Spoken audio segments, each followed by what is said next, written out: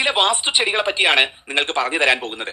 വാസ്തുചെടികൾ എന്ന് പറഞ്ഞു കഴിഞ്ഞാൽ ഏറ്റവും വിശേഷപ്പെട്ട വാസ്തുചെടികൾ, അതായത് ലോകത്തിലുള്ള നമ്മളുടെ ഇന്ത്യൻ അസ്ട്രോളജി അല്ലാതെ മറ്റ് അസ്ട്രോളജികൾ കൂടി പഠിച്ച് മനസ്സിലാക്കി നമുക്ക് സാമ്പത്തിക അട്രാക്ഷന് വേണ്ടി ലോകത്ത് നിർദ്ദേശിക്കപ്പെടുന്ന വാസ്തുചെടികളെ പറ്റിയാണ് ഇന്ന് പറയുന്നത്.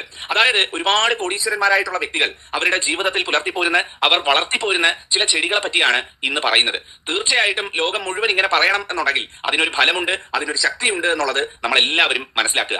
ഇതിൽ ചില ചെടികളെങ്കിലും നിങ്ങളുടെ വീട്ടിൽ ഉണ്ടായിരിക്കുന്നതാണ്. ഉള്ളവരൊക്കെ ഉണ്ടെങ്കിൽ പറയുക. തീർച്ചയായിട്ടും ഈ ഒരു അധ്യായം നിങ്ങൾക്ക് ഉപകാരപ്പെടും. ദീർഘിപ്പിക്കുന്നില്ല, കാര്യത്തിലേക്ക് വരാം.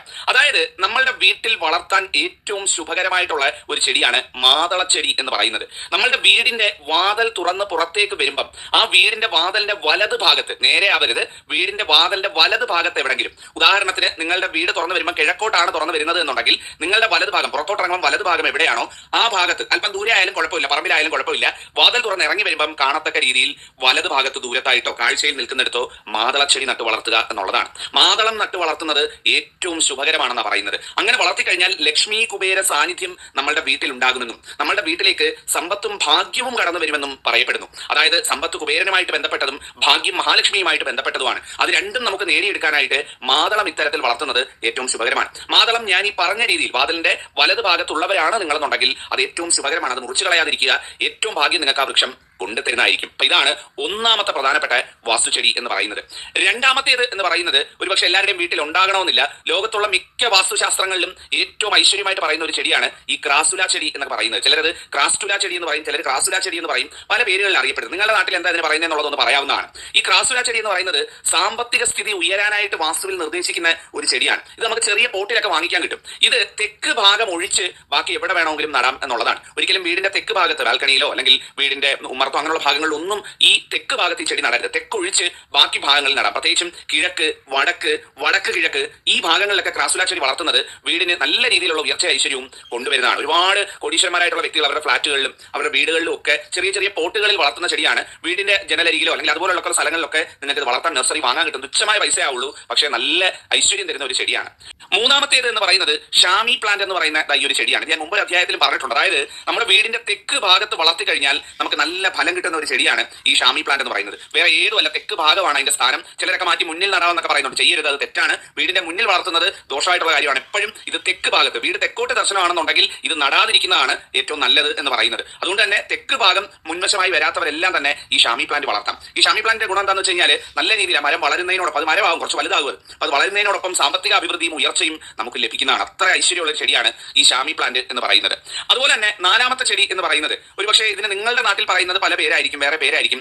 സുഖശാന്തി ചെടി എന്ന് പറയും. ഇത് നിങ്ങൾ കണ്ടിട്ടുണ്ടോ എന്ന് നോക്കൂ. നിങ്ങൾ ആരെങ്കിലും വീട്ടിലുണ്ട്, നിങ്ങളുടെ നാട്ടിൽ ഈ ചെടിക്ക് പറയുന്ന പേര് എന്താണ് എന്നുള്ളത് ഒന്ന് പറയണേ വീഡിയോയുടെ താഴെയായിട്ട്. കാരണം മറ്റുള്ളവർക്കും അത് നോക്കി മനസ്സിലാക്കാൻ സഹായിക്കുന്നതാണ്. ഇതിന്റെ പേര് സുഖശാന്തി ചെടി എന്നാണ്. സാധാരണ നിങ്ങളുടെ നാട്ടിലും ചിലപ്പോൾ വേറെ പേരായിരിക്കും, അറിയില്ല, അതെന്താണെന്നുള്ളത് പറയുക. ഈ ഒരു ചെടി നമുക്ക് ഓൺലൈനിലൊക്കെ വാങ്ങിക്കാൻ കിട്ടുന്ന ഒരു ചെടിയാണ്. വളരെ ഐശ്വര്യം എന്ന് പറയുന്നത്. ആ വീട്ടിൽ സന്തോഷവും സമാധാനവും വിളങ്ങുന്നതിന് ഈ സുഖശാന്തി ചെടി നട്ടു വളർത്തുന്നത് ഏറ്റവും ഉചിതമായിട്ടാണ് പറയുന്നത്. ഇത് വീട്ടിൽ നട്ടു വളർത്തി കഴിഞ്ഞാൽ നിങ്ങൾ പോലും അറിയാം, നിങ്ങളുടെ ജീവിതത്തിൽ ഒരുപാട് സമാധാനവും സന്തോഷവും നല്ല മുഹൂർത്തങ്ങളും വരും. നമ്മുടെ ജീവിതത്തിൽ പണവും പ്രതാപവും ഒന്നും അല്ല വലുത്. നമുക്ക് മനസ്സമാധാനമായിട്ട് ജീവിക്കാൻ പറ്റുക, സന്തോഷത്തോടെ ജീവിക്കാൻ പറ്റുക എന്നുള്ളതാണ്. അത്തരത്തിലൊരു സന്തോഷവും സമാധാനവും ആഗ്രഹിക്കുന്ന വ്യക്തിയാണെന്നുണ്ടെങ്കിൽ ഈ സുഖശാന്തി ചെടി വീട്ടിൽ വളർത്തുന്നത് ഏറ്റവും നല്ലതാണ്. വീടിന്റെ കിഴക്ക് ഭാഗത്ത് വളർത്താം, വടക്ക് കിഴക്ക് ഭാഗത്ത് വളർത്താം, മുൻവശത്ത് വളർത്തുന്നതിൽ തെറ്റില്ല. അങ്ങനെയൊക്കെ നമുക്ക് നട്ടു വളർത്താവുന്ന ഒരു ചെടിയാണ്. ഇതിന് വെള്ളം തളിക്കുന്നത്, ഇതിനെ പരിചരിക്കുന്നതൊക്കെ വളരെ ഐശ്വര്യപൂർണ്ണമായിട്ട് കണക്കാക്കപ്പെടുന്ന ഒരു ചെടിയാണ്. നല്ല വാസ്തു ചെടിയാണ്. നോർത്ത് ഇന്ത്യയിലൊക്കെ ഒരുപാട് ആളുകൾ ഇത് വീട്ടിൽ വളർത്തുന്നുണ്ട്. ചെറിയ വീടാണെങ്കിൽ പോലും നമുക്കിത് കാണാൻ സാധിക്കും. അവരുടെയൊക്കെ ഒരു ഉയർച്ചയ്ക്ക് കാരണമെന്ന് പറയുന്നത് ഈ ഒരു ചെടിയാണെന്നാണ് വിശ്വസിക്കപ്പെടുന്നത്. മറ്റൊരു ചെടി എന്ന് പറയുന്നത് വളരെ വളരെ വളരെ പവർഫുൾ ആയിട്ടുള്ളതാണ് സ്നേക്ക് പ്ലാന്റ് എന്ന് പറയുന്നത്. ഇത് ചട്ടിയിൽ വേണം വളർത്താനായിട്ട്. മണ്ണിൽ വളർത്തുന്നത് പൊതുവെ ഉചിതമല്ല. ഒരു ചട്ടിയിൽ വീടിന്റെ പ്രധാന വാതിലിനോട് ചേർത്ത് വളർത്തുന്ന, പ്രധാന വാതിലിന്റെ അടുത്തായിട്ടൊക്കെ വളർത്തുന്ന ഏറ്റവും നല്ലതാണ്. ഏറ്റവും നന്നായിട്ട് പറയുന്ന ഒരു ചെടിയാണ് സ്നേക്ക് പ്ലാന്റ് എന്ന് പറയുന്നത്. എപ്പോഴും വാതിലിന്റെ അടുത്തൊരു ചട്ടിയിൽ വളർത്തുന്നത്, വാതിലിന്റെ മുൻഭാഗത്തൊരു ചട്ടിയിൽ വളർത്തുന്നതൊക്കെ ഏറ്റവും നന്നായിട്ടുള്ള ചെടിയാണ്. സ്നേക്ക് പ്ലാന്റിനെ പറ്റി കൂടുതൽ പറയേണ്ട, സർപ്പപ്പോള എന്നൊക്കെ പറയും. സർപ്പപ്പോള പല തരങ്ങളുണ്ട്. പക്ഷേ ഈ ചിത്രങ്ങളിൽ കാണിച്ചിട്ടുള്ള പോലെയുള്ള സ്നേക്ക് പ്ലാന്റ് ആണ് ഇത്തരത്തിലുള്ള വാസ്തു ഐശ്വര്യം പ്രദാനം ചെയ്യുന്നത് എന്ന് പറയുന്നത്. മറ്റൊരു ചെടി എന്ന് പറയുന്നത് നമുക്ക് എല്ലാവർക്കും അറിയാവുന്നതാണ് മണി പ്ലാന്റ് എന്ന് പറയുന്നത്. ഈ മണി പ്ലാന്റ് എന്ന് പറയുന്നത് രണ്ട് ഭാഗങ്ങളിൽ വളർത്തിയാലാണ് ഫലമുള്ളത്. മണി പ്ലാന്റ് വാങ്ങിക്കൊണ്ട് വന്ന് തോന്നിയ കണക്ക് വളർത്തി കഴിഞ്ഞാൽ ഫലം കിട്ടില്ല.